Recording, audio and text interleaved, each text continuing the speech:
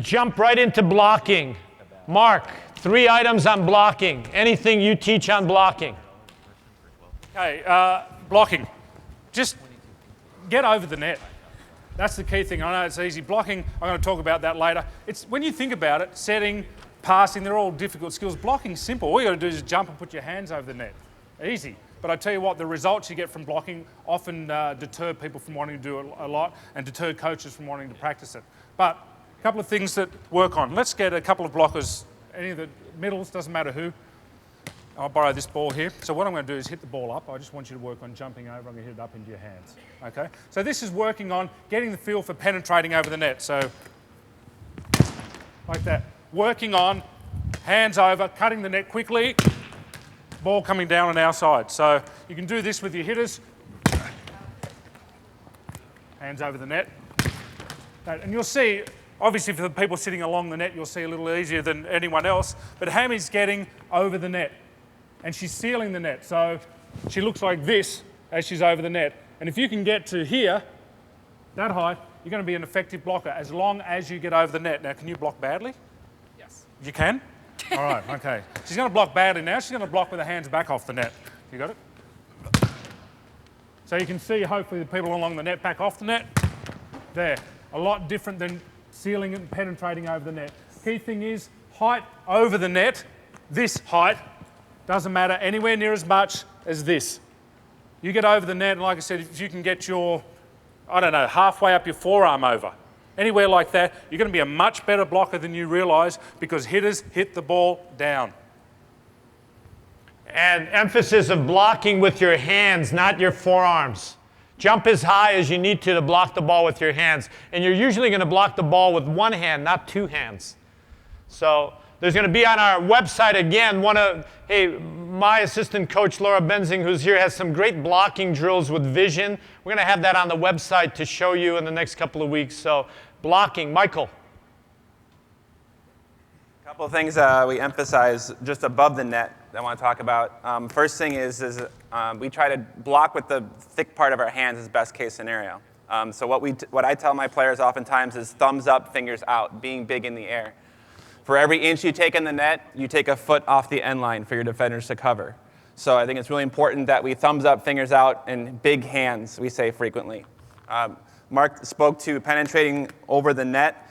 A drill that we like to do, which is, we start very basic on this drill, and it goes to a lot more advanced on this, is to make sure to see the hands coming over the net. The first one is just a double jump drill. So I'm going to ask Christy to take the ball out of my hand and put it back in. So this is guaranteeing that in balance, she's going to land balanced, both feet. She's going to reach over the net, grab the ball without getting the net, best case scenario, and put it back in my hand. She has to control her body in the air. She has to have a tight stomach. We always ask also to exhale during this execution. On the more advanced end, and advanced for the coaches mostly, is a catch and release drill. And the catch and release is have a coach stand sideways or straight on if it's easier, and you want to toss the ball so it stays on my side of the net. I'm going to ask Chrissy to grab the ball on my side of the net and let it go on my side of the net. So we'll see how it goes. So here, if you want to start on the net first for the timing of it, this is more of a timing issue now, but you can really push and advance her over the net as she goes. Now we can also ask her to first move, front the ball, and do the same drill. So I'd ask her to be here, slide over, same thing. Go to the right side, slide over first, front it, grab it. That was a tough one right there. One more time. And there we go from there. Okay?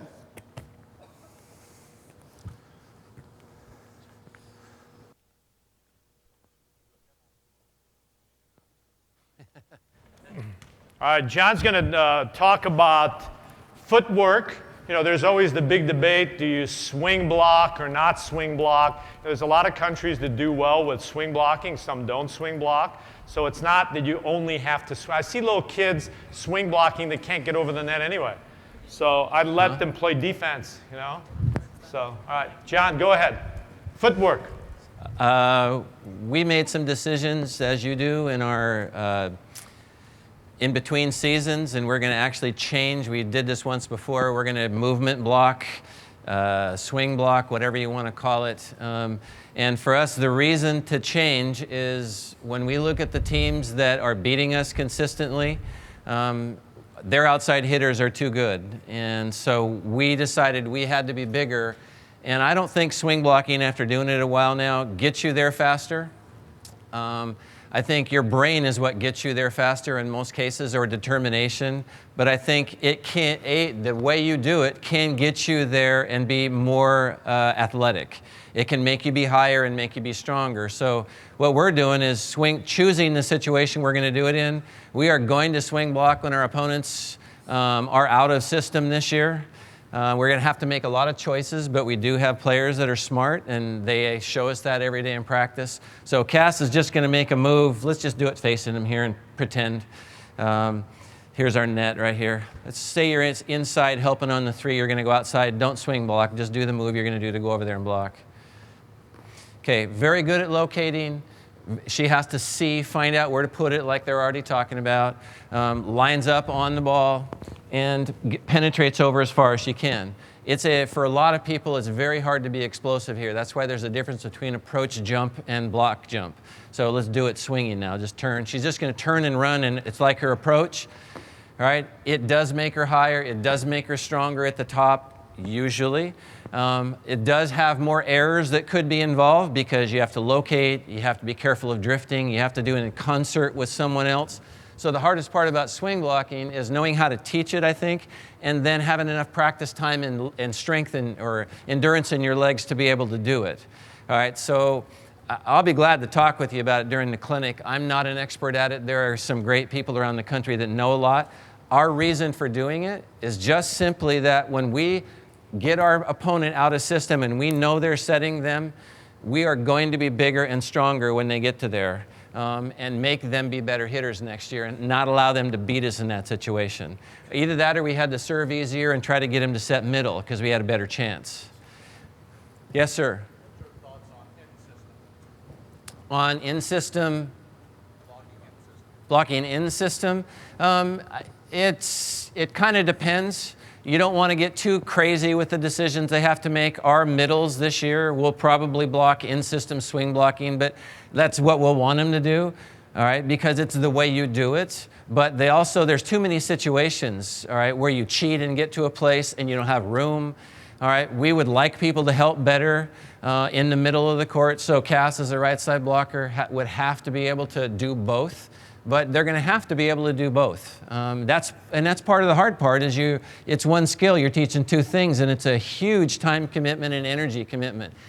What you do usually in this situation is hurt your best player because your best player probably hits out of the front row, hits out of the back row, maybe jump serves, and then you teach them to swing block and block another way, and all of a sudden they're hurt. And it's the coach's strategy that's the reason, not their body. So, I like swing dancing, all right? I like traditional blocking. But do we practice swing blocking? Sure. We practice it a little bit because we want to have the ability to hit against it because we know there's a plethora of teams that use it. So if my job is to train my team, I have to train in the gym against things we're going to see. So we practice that. We spend some time doing it. And then when the game starts, we traditionally have gone back to just basic blocking. So if Cass is out here, we'll just do two things that we talk about. Either she's inside, is a right side blocker, meaning she's going to be helping on the 31. Say it's a bad pass, she can now take a step out to the right so she now can focus on her hitter. She's either going to be outside, inside, so she's going to step outside and seal line, a step close block, or if we're playing some teams and they're swing hitters and we know they're going to be swinging outside, inside to out, I'll say, hey, you're going to start inside, but then get yourself outside and you can always step in. So she would read the play, get all the way outside, and now she could step in if she has to. For us, the major thing we talk about on blocking, and do I think swing blocking is bad? I think it's bad when people say the only way you can play is you have to swing block. Because again, we won the last 4 national championships without swing blocking. So the last 4 years of saying that means it's not true. Doesn't mean it's wrong, it just means it's not true. all right? Because maybe it's going to be the next 4 years, all right? So now John's going to do it. So if John does it next year and they win the national championship, then maybe I'll have to spend more time swing blocking, all right? But I'm a stubborn old guy, and all I want my blockers to understand is one simple concept: front the hitter, all right? Front the hitter. Most people are going to hit the ball the direction that the ball is taking them, all right? So if I was going to stand here and throw the ball as far as I could throw it farther this way than this way and that way. So I want her to have the ability, if I'm coming in here, she's going to be in front. Whether she wants her outside hand on the ball, that's fine. And if it's a middle hitter coming in, and the middle hitter's coming in, and she's now going to front the middle, it's the same thing. Whether he's coming from the right side to hit from the 2, or he's coming from the left side, and he's going to hit a 31 or a 1, and he's coming in this way, it's the same thing. I want my blockers to understand front the hitter. What do? We spend a lot of time positional blocking one-on-one, because we know in the game that's going to happen. We're going to end with a wrap. And they have to have the ability to give and take away shots. So, you know, there's some players, Cassidy was a player, you couldn't do one thing with her because she had the full array of shots in addition to hitting a roll shot. But maybe another hitter on another team, we know this is her shot. So if we know that player X likes to hit line, we're going to start by giving her line the whole time.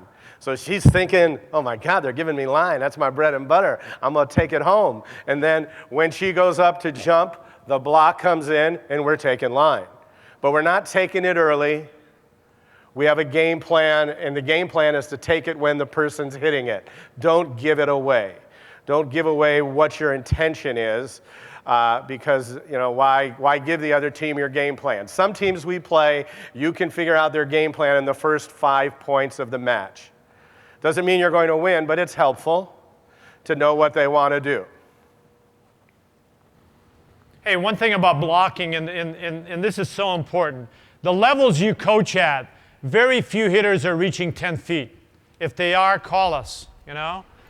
When they're not reaching 9.5, 9.4, blocking becomes less of a concern as opposed to playing backcourt. It's always easier to deflect Maria Luis from Cuba, or Cassidy, or Alex Kleinman, or any great hitter if you block them. But at your levels, you need to just, again, defense versus block, you got to figure it out. Hey, simple movements to be balanced are, again, a key in blocking. So if this is the center line, being parallel to it causes me less drift as opposed to this or swing blocking. All right? Block with your hands. Practice it a lot. The 2 most under-taught skills in America are serving and blocking. So, all right, setting.